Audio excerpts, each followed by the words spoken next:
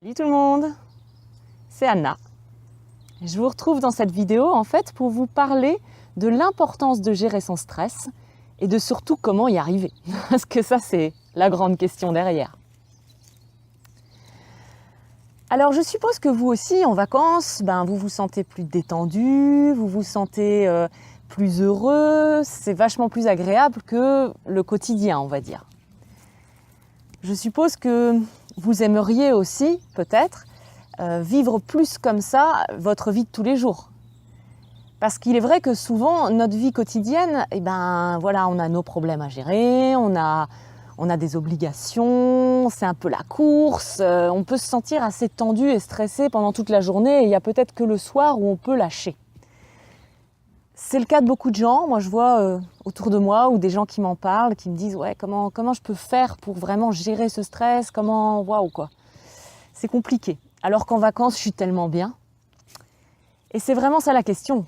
Comment faire pour se sentir un peu plus en vacances dans notre quotidien ? On pourrait dire ça.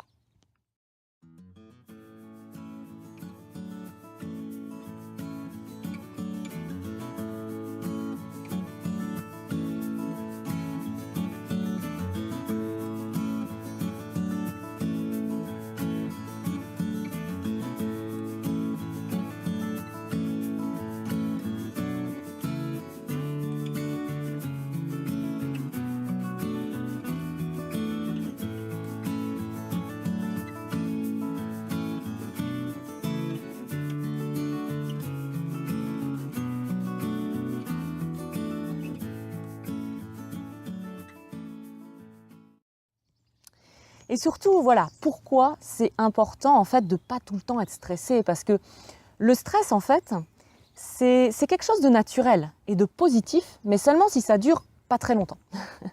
C'est vraiment naturel en fait. C'est le corps. En fait, le stress c'est une réponse naturelle du corps à une menace. Et à la base, ça concerne vraiment le physique, le corps physique. C'est-à-dire qu'il y a une menace, donc il y a une sensation de stress parce qu'il y a quelque chose qui est dangereux pour la survie du corps. Et du coup, instinctivement, il y a toute une cascade hormonale et instinctivement, il y a une action qui se fait, une réaction qui se fait. Et normalement, cette réaction fait que la menace disparaît. Donc, imaginons, je ne sais pas moi, d'un coup, vous ressentez un stress, vous regardez derrière vous, vous voyez un gros chien qui est en train de grogner. Bon, la réaction, sans même réfléchir, c'est quoi ? C'est je cours comme un fou et je vais derrière une barrière, un truc, pour me protéger. Mais une fois que c'est fait, hop, le stress, il disparaît, c'est fini, la menace, elle n'existe plus. Et le problème, en fait, c'est que pour nous, dans notre société, on a un ressenti de stress tout le temps, donc il y a une menace tout le temps, mais cette menace, en fait, elle vient avec les pensées. Elle est générée par les pensées, par le mental. Et là, en fait, il n'y a pas de réelle menace. C'est que des croyances qui amènent des peurs. Et du coup, ça génère du stress.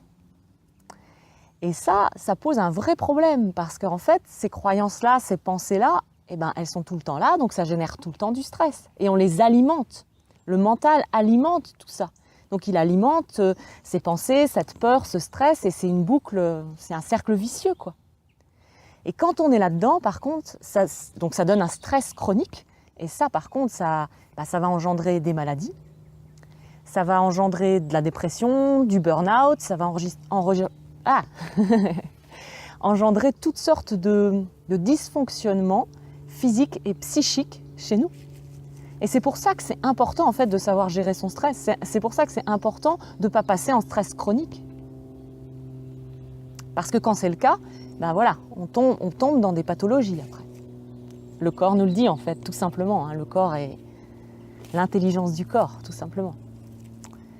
Et on le voit bien, donc moi je l'ai beaucoup vu tout d'abord, forcément on le voit mieux chez les autres, avec des chevaux qui revenaient de course et qui étaient dans des tels états de stress chronique en fait que physiquement, on ne pouvait pas les remplir, on ne pouvait pas leur faire de poulain dans l'année parce qu'il n'y avait pas de chaleur, quoi, pendant toute une saison. Et ça c'est arrivé plusieurs fois moi, dans ma carrière de véto, quoi. Et au début, moi, je je ne savais pas que ça pouvait engendrer de telles choses. Et c'est un truc de fou. Donc il faut vraiment prendre conscience de ça pour se respecter soi.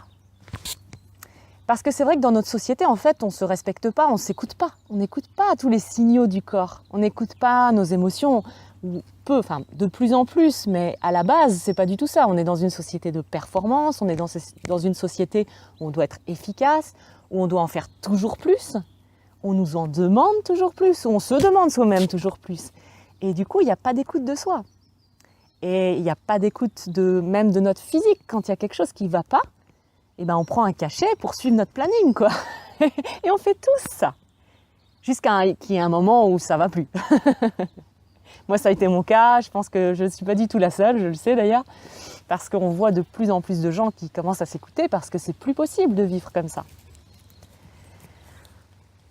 Donc, voilà. Je pense que c'est très important. Déjà, la première chose à faire, c'est à se connaître.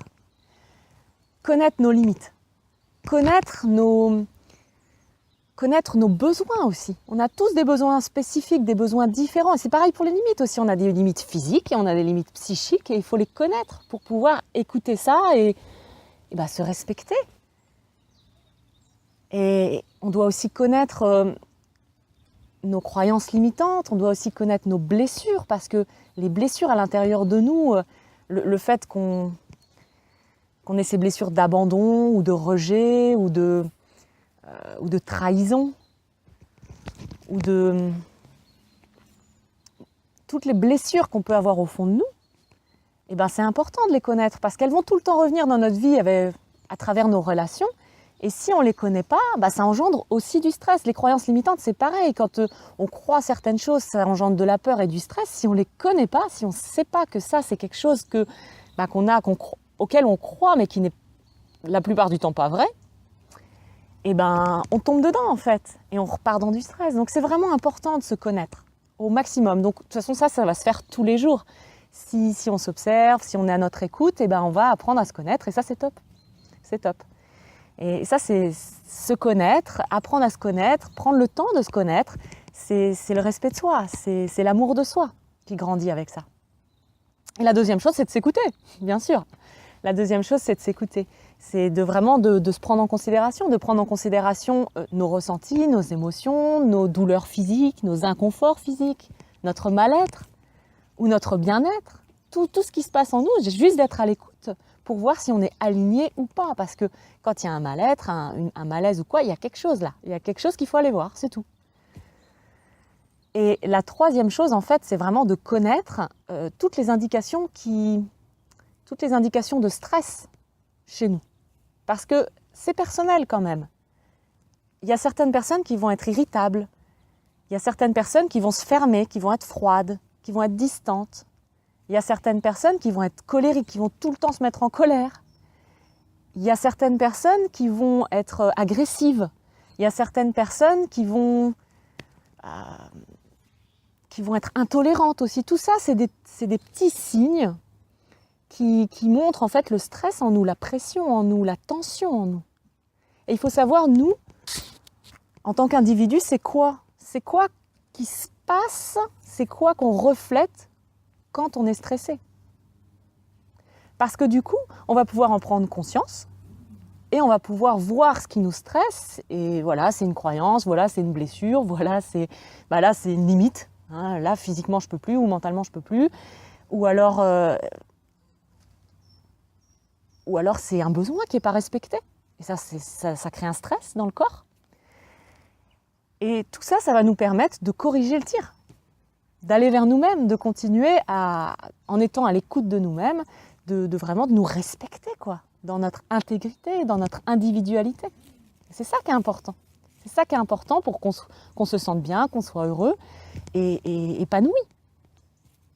Quand vous vous forcez, quand vous faites des trucs qui ne correspondent pas, vous ne pouvez pas être bien. C'est impossible. Vous ne pouvez pas être épanoui, vous ne pouvez pas être heureux. C'est impossible. Donc voilà. J'espère que ces 3 petites clés vous aideront. Donc vraiment, c'est apprendre à se connaître. C'est vraiment être à l'écoute de soi. Et surtout connaître les indications du stress chez nous-mêmes, enfin pour nous-mêmes. Et puis agir à propos après.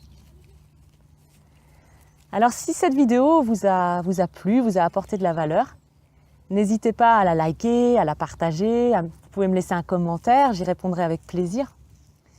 Et puis vous pouvez aussi vous inscrire à ma chaîne YouTube, soit par le lien qui est juste au-dessus de cette vidéo, soit par le petit bouton qui est en bas à droite de la vidéo. Et en attendant de vous revoir dans une prochaine petite vidéo comme ça, je vous souhaite une super journée. À bientôt. Bye!